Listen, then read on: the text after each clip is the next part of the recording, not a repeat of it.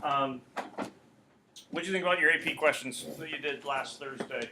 And iPad format not being part of the equation, in the sense of normally when you take these types of things, your AP exam is not a iPad digital exam. It'll be paper, pencil, all that kind of stuff.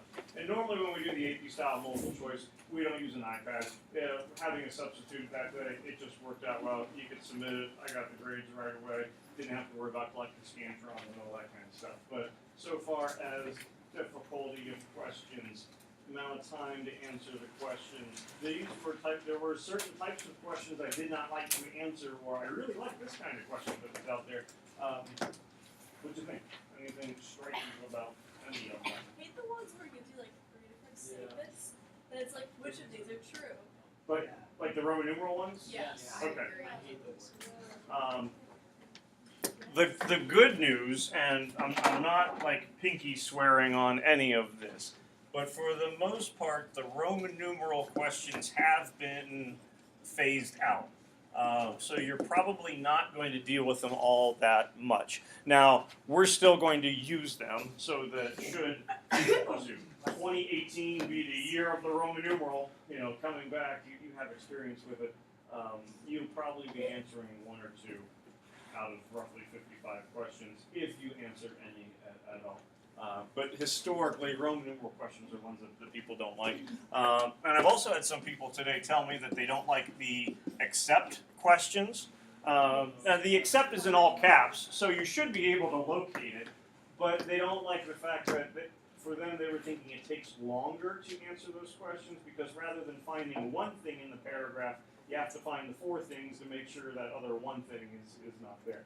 So I think for a lot of it, time ends up being an issue, which I completely understand. The accept questions aren't going anywhere. They're going to be around probably no matter what. All off the other. Thought I had another hand that was up besides Catherine's.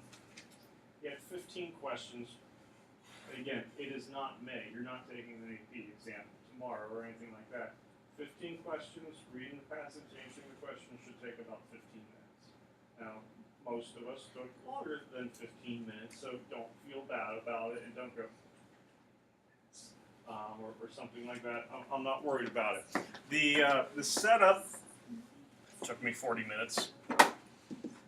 The setup on your AP exam, you do multiple choice questions first. So when you actually take the test, you will have 60 minutes to do approximately 55 questions.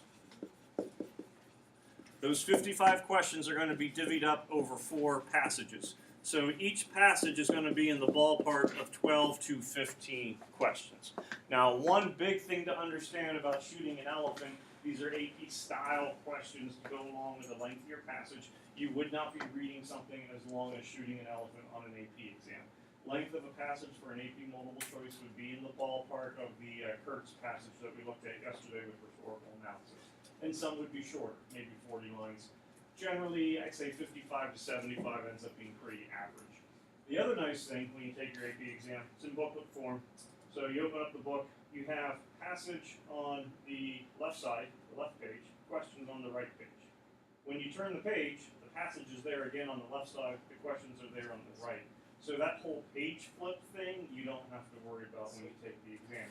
The only slight downside to it, and I agree that it is a good thing, the only slight downside is any annotations, marks, underlines that you make on the passage when you're reading it the first time, they won't really be there when you get to the other ones.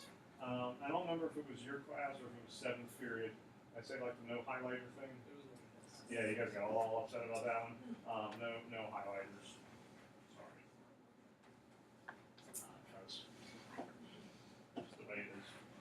Is that for all your pencils? Yeah.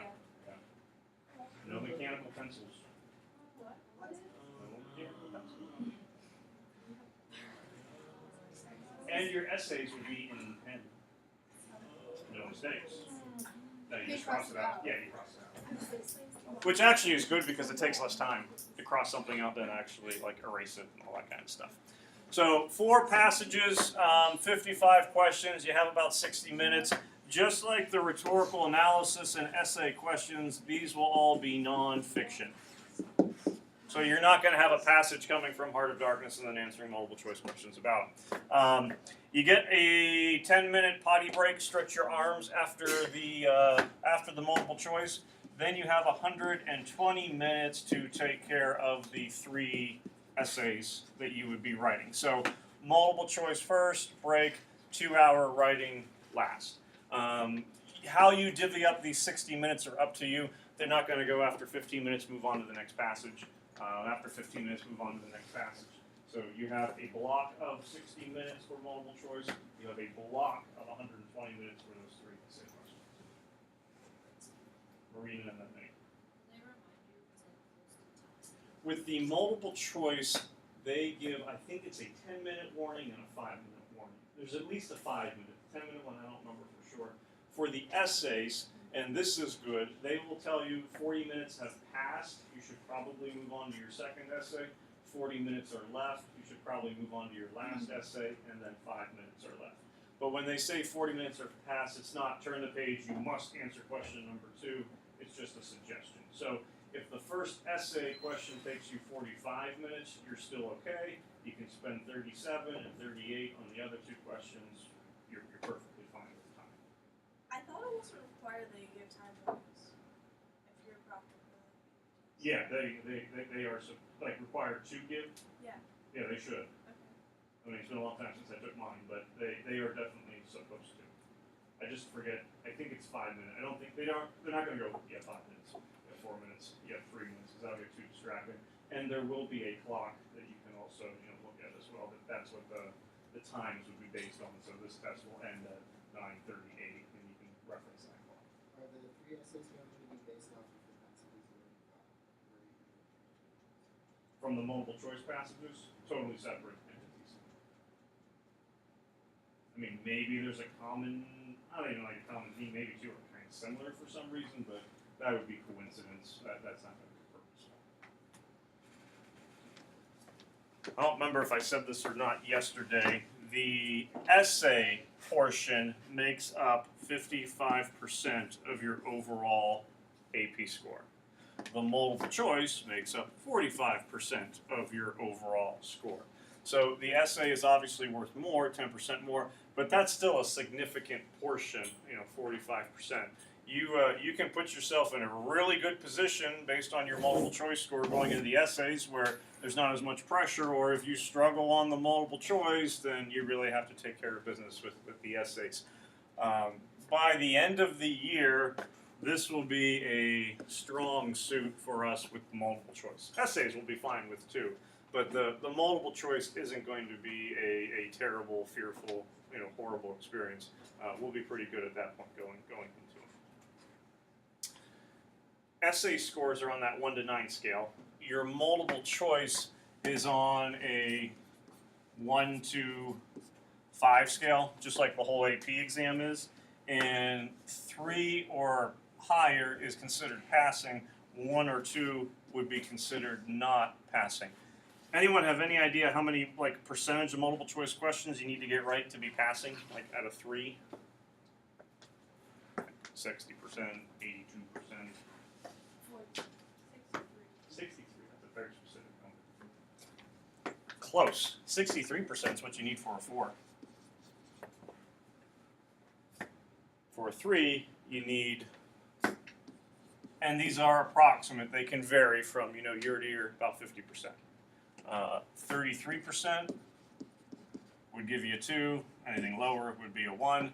A 5 generally starts around 72%. This is important for those of you who are mentally keeping score when you take tests and you people know who you are. You're taking the test. Question number, I got question number 2 wrong. This is 1 for 2. This is 50%. Then you get question number 3 right, and you're going.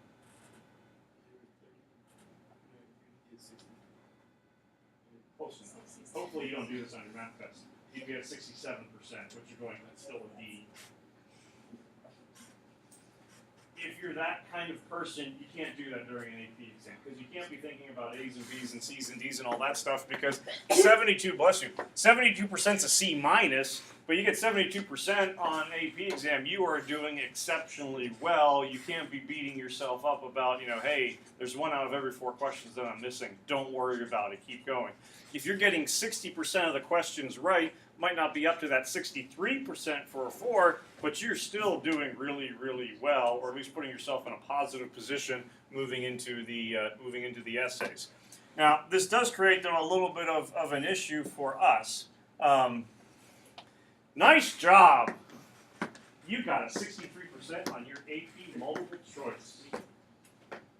And then you look at Power School. How do you explain that one to mom and dad? It's really good. 63% is like really good. That's like a 4. That's an E. I don't curve your scores, but I convert your scores. So if you are in a 5 range, depending where you fall in that 5 range, it'll typically be an A. If you're in the 4, it'll typically be a B, a C, a D, and then the grade we shall not speak of. So, for example, taking a look at your shooting elephant scores, you should have gotten an email saying that your score's been released where you can then see your score. It didn't have the questions, the correct answers highlighted because some people still had to finish it up and I didn't want you selling off the answers or anything like that. But if you got an 8 out of 15 on the multiple choice, you okay with fractions? Yeah. You sure?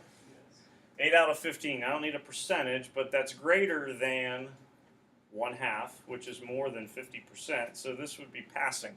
Rather than having an 8 out of 15 in Power School, it would show up in Power School as an 11 out of 15, which that would convert to, I think, a 73%. If you had a 10 out of 15, which would be a 67%, that's a 4, that would be showing up in Power School as a 13 out of 15, that would be a B. So I scale the scores so that you're not being punished for getting a 72%, which is really good, and then having a 72% in Power School. It's not always going to be adding 3. It depends on the numbers that, the number of questions that we have. Now, some folks will have a really good test or quiz, and you could get a 14 out of 15 raw score. So in Power School, that's going to show up as a 17 out of 15. You picked up a couple bonus points. Good for you. Now you got them for when you need them later on, if you need them later on. So one thing to double check, because I have a printout of your scores that you got on the quiz, the raw scores. I should have added 3 points to that in your Power School grade. If Annie takes a look at Power School and goes, wait a minute, that's the same score that I got on my, on the released questions on my quiz, he didn't add the points, make sure you let me know about it so I can give you the appropriate score.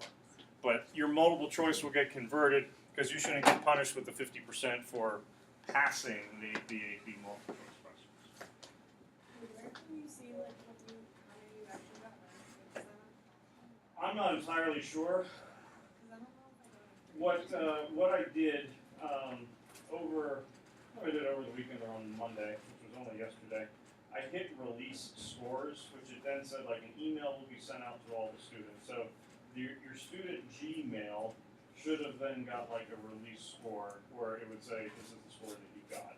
So it should be 3 less than whatever is showing up at Power School. Normally when you do this, you take it on the Scantron. So if I do make a mistake, you just show me the Scantron, and then, oh, okay, I'll fix it.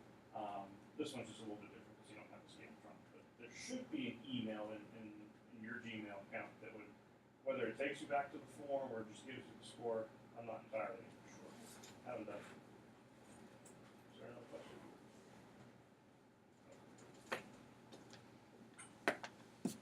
But understand, they're difficult questions. But as we work through them over the course of the year, you get better and better at them. And honestly, the best thing to do, and this sounds overly simplistic, and it's not meant to be patronizing or anything like that, the key to doing well in the multiple choice, it only took me 14 years to figure it out. If you read well, you answer well. If you understand what you read, then answering the questions becomes much, much easier. There's always going to be tricky questions. There's no doubt about that. But if you understand what you read, and depending on the passage, the length, the time period, the language, that's sometimes easier, sometimes more difficult. If you take the time to understand it, answering the questions becomes much easier. don't get in the habit of skimming through the passage because you're worried about time. You're going to end up rereading the passage multiple times and probably not understanding it nearly as well. So the questions that you did answer,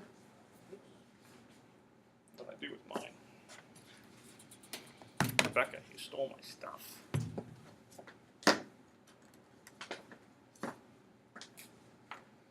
There's a kid in Addie's class, the 9-year-old whose last name is you. Not that you're related or anything like that, but she would say the person's name, and I go, who? You. Who? You. Me? No. It really annoyed her for a while. That was good. Oh well. All right. I had numbers that I wanted to explain to you. They had like statistics of how many each one got right and got wrong, but I don't know what I did with it. Maybe it's here. Oh well. Questions 1 and 2, people did a pretty nice job with, because I know over 80% got questions 1 and 2 right. So it was not one that was problematic. And by me saying 80%, I don't mean period 9. I'm talking about periods 1, period 7, period 9. I think number 1 was like 85.7 got it right, and then number 2 was like 87.5 got it right. So for number 1, Roman numeral question, what happens in the first 2 sentences? It does 2 and 3, so that answer was E. Establishes the setting of the passage, introduces speaker's attitude towards the Burmese. Number 2, key thing certainly would be the fact that it's an accept question. One thing that's at least not so bad with this one compared to, I think it's like question number 10 or 11 when you got to find the rhetorical devices in the paragraph. For the most part, this one's pretty self-contained. So you can kind of just look at the passages themselves, the answer choices, and start to see which one does not have irony. And the answer for number 2 was D. All this was perplexing and upsetting. Number 3 was a little bit more difficult. I want to say it was like 23.2% got this one right, which I was kind of expecting, based on a specific term that shows up. Any idea what a periodic sentence is? Some people went, yes, I looked it up on my iPad. And then I yell at them. Why do I yell at them? Because it's not honest. Or it is honest to tell you that, but like, you shouldn't be looking at stuff. All the answers that you need in life are in your AP course syllabus, including periodic sentence. Anyone know what a periodic sentence is? Enlighten us.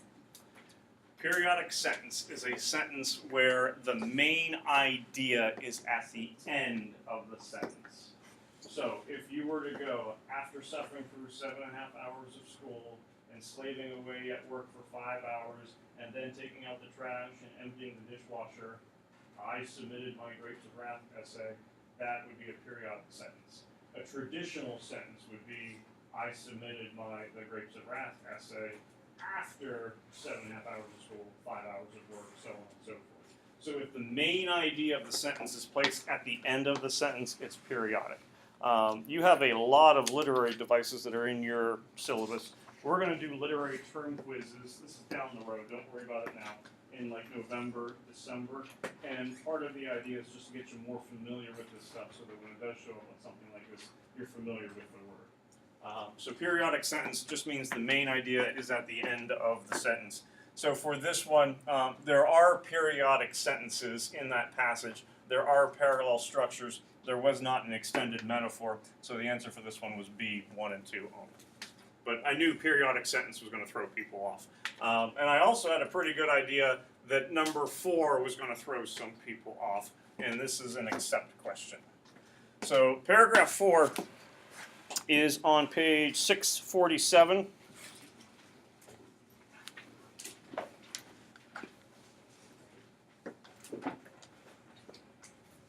Big paragraph over here.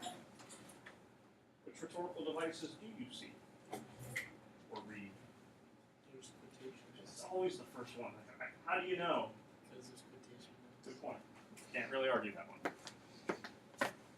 I think this was like 12.5% got this one right. So if you got this one right, feel good. The answer is not B. We took care of that one. Anyone see any similes, allusions, derogatory diction, or ironic contrasts? Where? But it says his arms crucified. No, there's not. And that's why the answer is C. Now we're just going to stare at each other awkwardly. But I wanted you to say C so that I could make that statement, because that was the one that I was expecting people to go. And so the line that she's looking at, if you didn't hear, you said the crucified one, right? Okay. He was lying on his belly with arms crucified and head sharply twisted to one side. If the sentence was written, he was lying on his belly with arms stretched out and head sharply twisted to one side, like the capital C crucifixion, we have an illusion, and then we have an invalid question because all of those things are in there. Any idea why the way this is would not count as an illusion? Because you can have indirect illusions, but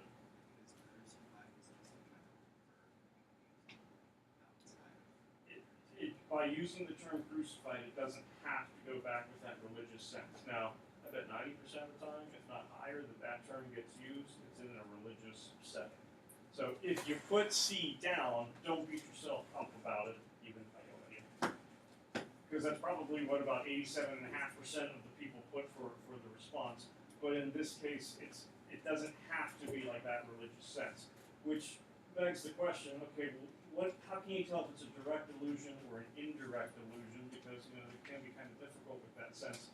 But if it's something that could happen, has happened to multiple people, multiple events, you're not calling attention to this one single event, chances are it's probably not an illusion. So it's not a trick question because illusion's not in there, but it is a tricky question because that would be one that a bunch of people would do. So don't put that down. So most people, after the first 4 questions, are batting 500, which if you are the person who keeps track of your score in your head, you're crying because it's 50%, but on that AP scale, you're okay because you're still passing with a 50%. About number 5, yours looks different because I'm in 2 columns. This I don't remember the exact number for this one. I know it was over 50%. Attitude, what do you think? B, unnecessary, yes. Dummy and mask, puppet, that type of diction. This one was also pretty high up there. I think it was up in the 70%. D, feels constrained by his position as Sahib. And then for number 7, this was also a strong one. Speaker's attitude toward shooting the elephant is one of... Can't always answer them. But I guess you're going to answer it anyway. B, resignation. This one was like 94.6%. We like it when that happens, that it's getting a really high number. In the sentence, the sole thought in my mind was that if anything went wrong, those 2,000 Burmans would see me pursued, caught, trampled on, and reduced to a grinning corpse like that Indian up the hill. What word is parallel to caught? When you see something like this, when you're looking at parallel form, take a look at the part of speech. What is the part of speech of caught? Not calling on you. Past tense verb. Ooh, not even just verb, past tense verb. Well done. What do you notice about the answer choices? Letter B is past tense. I say number B too. And it's the only one. I mean, it's the only verb, the only past tense verb. That's a pretty good clue that you want to hone in on it. You can just double check and pursued, caught, trampled, and reduced. Those would all be in parallel form. If one of these, if the word mind was replaced by pursued, invalid question because you'd have 2 possible correct answers. But with the way it's written, reduced is the only one that it could be. All right. So again, even if you did get stuck on questions 3 and 4, I'm not saying you had to get the rest of the 8 all correct, but you can kind of tend to regroup in certain areas and kind of build back up what your score. So that's not so bad. Oh, and then there's the Roman numerals again. This one, though, again, people did very well with. He was reluctant to shoot the elephant at first because he knew the elephant was. I know you're going to raise your hand. Did Taylor say D? D? You said D too? Darby say D? Probably. Probably. Why not? It'd be a shame if I said it's E. It would be D. That number was also very high. 10 and 11 were ones that were causing problems for people. I don't remember the percentage for number 10. I want to say it was below 20%. What rhetorical strategy does Orwell not use in paragraph 11? Anyone have a definition for syntactic fluency? It means you're fluent in the ways of syntax. I promise not to yell. It's when you use sentences that are real long and flowy, and then you use real short ones. I like the real long and flowy. Yeah, you have a variety of syntax structure to it. So you don't write all the same sentence. If we wrote long and flowy sentences all the time, like the Declaration of Independence or something, that would not be syntactic fluency. Variety of sentence structure, you're fluent in syntactic structures. This is what paragraph 11, I believe, we're looking at, is on page 650. We have syntactic fluency happening in this one. What do we get in the first sentence? When I pulled the trigger, I did not hear the bang or feel the kick. Bang! Onomatopoeia. Can you spell onomatopoeia without looking at it? I get it. O-N-A-M. Already wrong. Wait, what'd you say? She said O-N-A-M. Oh, I meant O-M. I'm not judging you the way that they are. Just remember that. They're judging you. So we have syntactic fluency. We have onomatopoeia. Any ideas about paradox, simile, irony? See any of them anywhere? I think there's some. Where? You know what the best? You know how the best way is to get the right answer? Find the right answer. What paragraph? Paragraph 11. What page is that? I'm telling you. And Is it irony? And it says, but in falling, he seemed for a moment to rise. someone else was kind of asking about that one, and they were because there are similes in here, like a huge rock toppling and like a tree. So it really kind of comes down to, okay, are we dealing with irony or are we dealing with paradox? For that example there, because it's more like literal, if you can envision it, the hind legs of the elephant get cut down, so what's going to happen to the front part of him? As these go down, they're going to go up in the air like a tree and trunk and whatnot. The correct answer for what he does not use is C, paradox. There's a statement early on, but I heard the devilish roar of glee that went up from the crowd, where it's kind of a similar thing where, well, is it irony or is it paradox? And this is where you kind of get into the nuances of those things. I know it's not one of the answer choices. Oxymoron. What's an oxymoron? But just to kind of clarify, you're going like this. Like jumbo shrimp. Yeah, and it's like literally two words. So jumbo shrimp, you're wearing plastic glasses. Some people are clearly confused. Pretty ugly. I have the original copies. There's a biker gang that I used to be a part of. Not really, Megan. Hell's Angels. Those would all be oxymorons. I use happily married every now and then, but then people take offense to it. Like Britain kind of does. Any of you have Mrs. King for math? No? Okay, good. So yeah, but it's only two words. There's antithesis. Don't call it antithesis. Antithesis would be a tale of two cities. It was the best of times, it was the worst of times. I know you're thinking it was the worst of times only. But if you have two sentences that are contradictory written in parallel form is antithesis. Paradox is a sentence that is contradictory but reveals a truth. So when we read 1984, there's going to be lines, war is peace, freedom is slavery, ignorance is strength. Those are examples of paradox because the sentences, they're contradictory, but they reveal a truth about the society. The phrase that we have up here at the top, but I heard the devilish roar of glee that went up from the crowd. It's not a complete sentence, it's phrase, so it ends up being ironic. It's not paradox that's taking place. It's the nuances kind of like of the definitions, the way that those ones work. It's a difficult question. That one's certainly not easy. The next one, number 11, was really giving people fits. I don't remember the percentage for number 10. I do remember the percentage for number 11 because it was 0. Nobody got it right.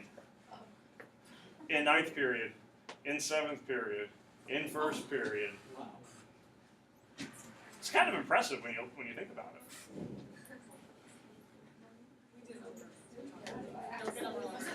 So I could ask, hey, what'd you put? And you're wrong. The sentence is at the top of 653 in paragraph 12. He was dying very slowly and in great agony, but in some world remote from me where not even a bullet could damage him further. 650. Oh, I'm sorry, 651. I think I said 653 by accident. So the last page. He was dying very slowly and in great agony, but in some world remote from me where not even a bullet could damage him further. Of course, you're going, well, I put, and we know that's not right. You know what synecdoche is? Or as Honors American Lit refers to it as synodoche. Something represents the other thing, but it doesn't say the other thing. Parts represent the whole. I got new threads. You did not buy new threads. You bought new clothes, but threads make up the clothes. Or, I like your wheels. You're not going, those are great hubcaps. I like your car. Someone was saying, so if I say, I like your kicks, is that synecdoche? No, because kicks don't make up shoes. If you said nice laces, I guess that would be synecdoche, but no one knows what you mean by it. So parts represent the whole. Marlowe would go, if there's something big happening on the boat, what's Marlowe going to say to get everyone's attention? Get up here. All hands on deck. And it's not that all the hands need to come up, but all the people need to get on deck. Okay? Don't play with your food. Some of you will start playing with your food, but that's not synecdoche. Metonymy is when, and these are all in your syllabus as well. Metonymy is going to be when you have like an object, not a part, but an object associated with something representing. I just have them confused. Metonymy is like whenever there's a quote about like a pen, the pen is the sword. The pen is mightier than a sword? Yeah. Not quite.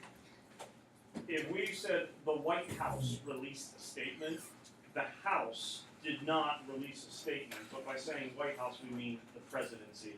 Or in Great Britain they might go, the Crown is going to have an announcement today. A crown is not going to jump off Queen Elizabeth's head, but Queen Elizabeth is going to state something. So one object becomes kind of synonymous with the other. Because it's talking about the elephant being in like a separate world, that one ends up being metaphor. And so that was for number 11 was A.